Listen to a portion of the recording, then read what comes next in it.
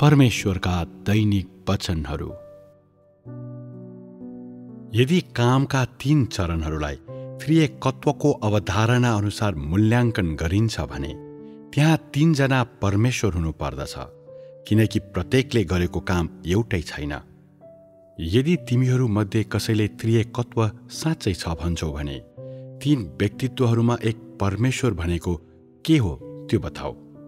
पवित्र पिता के हुनुहुन्छ? पुत्र के हुनुहुन्छ? पवित्र आत्मा के हुनुहुन्छ? के यहोवा पवित्र पिता हुनुहुन्छ? के येशू पुत्र हुनुहुन्छ? त्यसो भए पवित्र आत्माको बारेमा के छ? के पिता आत्मा हुनुहुन्न? के पुत्रको सार पनि आत्मा होइन र? के येशूको काम पवित्र आत्माको काम थिएन? के त्यसबेला यहोवाको काम येशूको काम जस्तै आत्माद्वारा गरिएको थिएन र? परमेश्वरसँग कतिवटा आत्मा हुन सक्छ?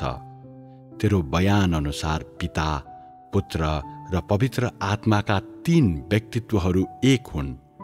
यदि त्यसो हो भने तब त्यहाँ 3वटा आत्मा छन्, तर 3वटा आत्मा हुनुको अर्थ त्यहाँ 3 परमेश्वर छन् भन्ने हुन्छ।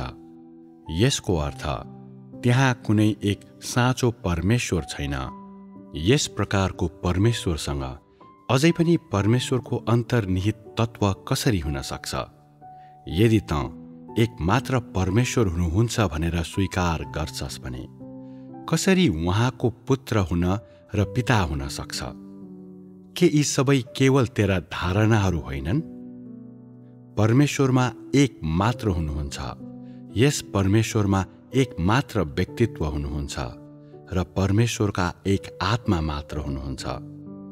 बाइबलमा पवित्र आत्मा एउटै मात्र हुनुहुन्छ र एउटै परमेश्वर हुनुहुन्छ भन्ने बारे धेरै लेखिएका छन् भने जस्तै तैँले भन्ने पिता र पुत्र अस्तित्वमा भए पनि आखिर परमेश्वर एक मात्र हुनुहुन्छ अनि तिमीहरूले विश्वास गर्ने पिता, पुत्र र पवित्र आत्माको सार पवित्र आत्माको सारमा छ।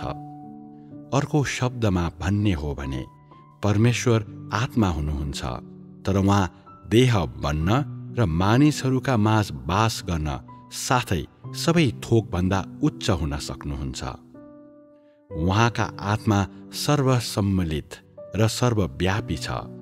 उहाँ एकसाथ देहमा र ब्रह्माण्डमा र त्यसमाथि हुन सक्नुहुन्छ।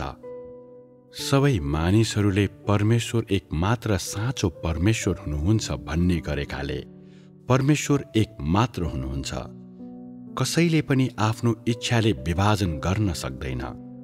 परमेश्वर एक मात्र आत्मा र एक मात्र व्यक्तित्व हुनुहुन्छ र त्यो परमेश्वरका आत्मा हुनुहुन्छ।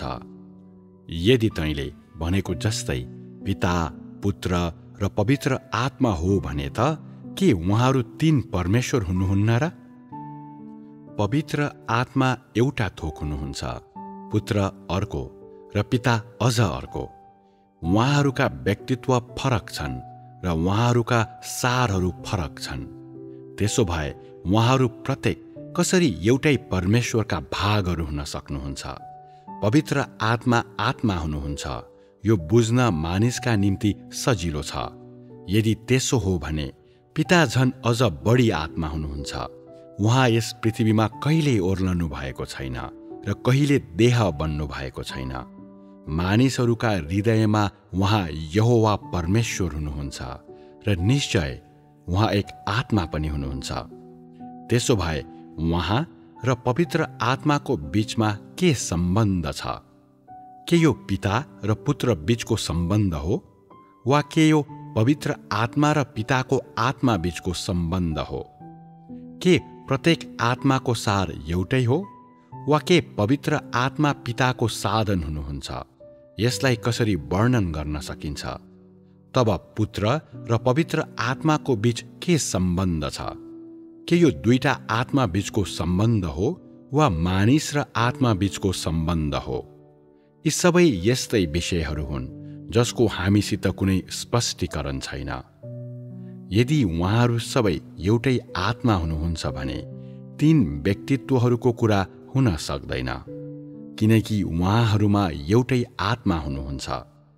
यदि उहाँहरू फरक फरक व्यक्तित्वहरू हुनुहुन्थ्यो भने उहाँहरूका आत्माहरू शक्तिमा फरक हुने थियो र उहाँहरू केवल एक मात्र आत्मा हुन सक्नुहुन्न। पिता, पुत्र र पवित्र आत्माको यो अवधारणा सबैभन्दा हास्यास्पद छ। यसले परमेश्वरलाई विभाजित गर्दछ र उहाँलाई फरक फरक प्रतिष्ठा र आत्मा भएका तीन व्यक्तित्वहरूमा बाँड्दछ। त्यसो भए अझै पनि उहाँ कसरी एक आत्मा र एक परमेश्वर हुन सक्नुहुन्छ? मलाई भन्, के आकाश र पृथ्वी र सबै थोक पिता, पुत्र वा पवित्र आत्माले सृष्टि गर्नुभएको हो? कोही भन्छन् कि उहाँहरू सबैले एकसाथ सृष्टि गर्नुभएको हो।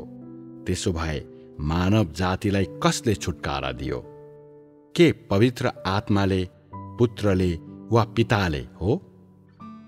कसैले भन्छन् मानव जातिलाई पुत्रले उद्धार गर्नुभएको हो। त्यसो भए सारमा पुत्र को हुनुहुन्छ? के उहाँ परमेश्वरका आत्माको देह धारण हुनुहुन्न र? देह धारणले स्वर्गमा हुनुहुने परमेश्वरलाई सृष्टि गरिएको मानिसको दृष्टिकोणबाट पिताको नाउँले सम्बोधन गर्दछ। के येशू पवित्र आत्माद्वारा गर्भधारण भई जन्मनु भएको तँलाई थाहा छैन? उहाँभित्र पवित्र आत्मा हुनुहुन्छ। तैले जे भने पनि उहाँ अझै पनि स्वर्गका परमेश्वरसँग एक हुनुहुन्छ, किनकि उहाँ परमेश्वरका आत्माको देह धारण हुनुहुन्छ। पुत्रको बारेमा यो धारणा असत्य हो।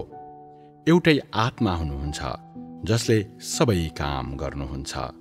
केवल परमेश्वर स्वयंले मात्र, अर्थात् परमेश्वरका आत्माले आफ्नो काम गर्नुहुन्छ।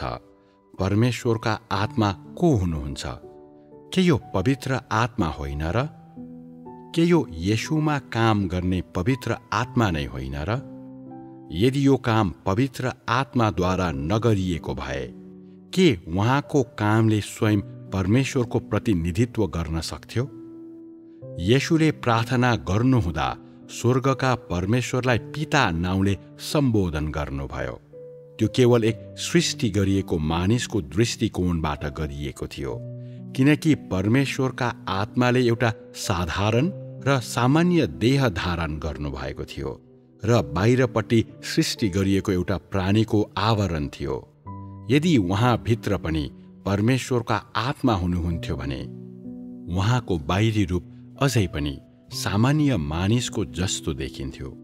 अर्को शब्दमा भन्नुपर्दा उहाँ मानिसका पुत्र बन्नु भएको थियो, जसको बारेमा येशू आफै लगायत सबै मानिसहरूले बोलेका थिए।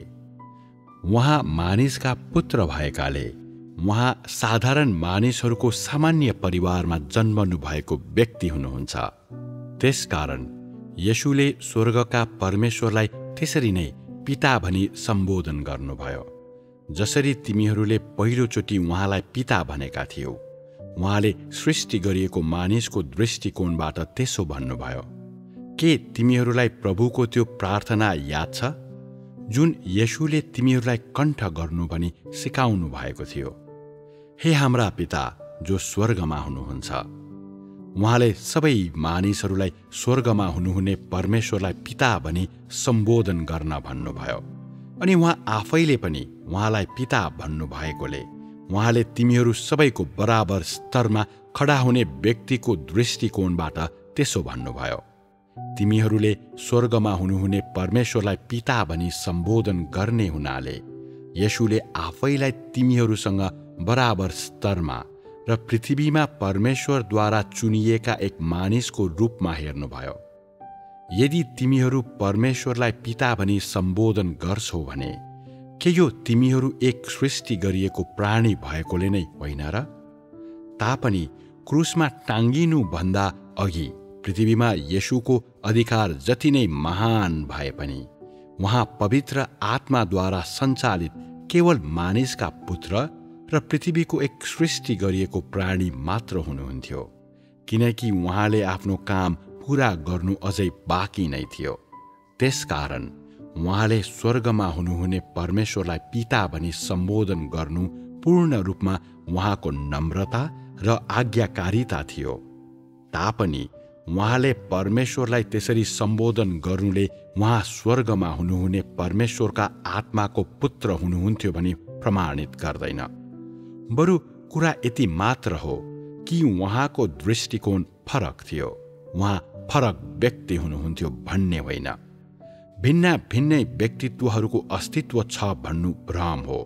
उहाँलाई क्रुसमा टाँगिनु भन्दा अघि येशू देहका सीमाहरूमा सीमित मानिसको पुत्र हुनुहुन्थ्यो अनि उहाँसित पवित्र आत्माको पूर्ण अधिकार थिएन।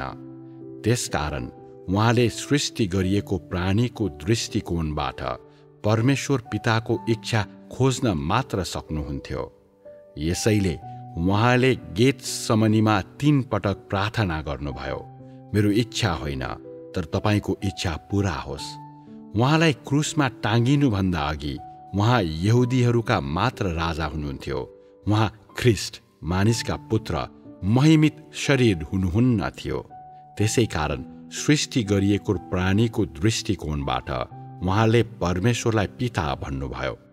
अब तैँले परमेश्वरलाई पिता भन्नेहरू सबै पुत्र हुन् भन्न सक्दैनस्। यदि त्यस्तो हुन्थ्यो भने येशूले एकचोटि प्रभुको प्रार्थना सिकाउनु भएपछि के तिमीहरू सबै परमेश्वरका पुत्र बन्ने थिएनौ र? यदि तिमीहरू अझै पनि विश्वस्त भएका छैनौ भने मलाई भन, तिमीहरू कसलाई पिता भन्छौ? यदि तिमीहरू येशूलाई सङ्केत गर्दैछौ भने येशूका पिता चाहिँ तिमीहरूका निम्ति को हुन्? येशू जानु भएपछि पिता र पुत्रको यो धारणा अब छैन। यो धारणा येशू देह बन्नुभएका वर्षहरूका लागि मात्र उपयुक्त थियो। यदि तिमीहरू परमेश्वरलाई पिता भन्छौ भने अन्य सबै परिस्थितिहरूमा त्यो सम्बन्ध सृष्टिका परम प्रभु र सृष्टि गरिएका प्राणी बीचको मात्र हुन्छ। पिता, पुत्र र पवित्र आत्माको त्रिएकत्वको धारणा कुनै पनि समय खडा हुन सकेको छैन। यो युगहरूमा विरलै देखिएको एउटा भ्रम मात्र हो र यसको कुनै अस्तित्व छैन।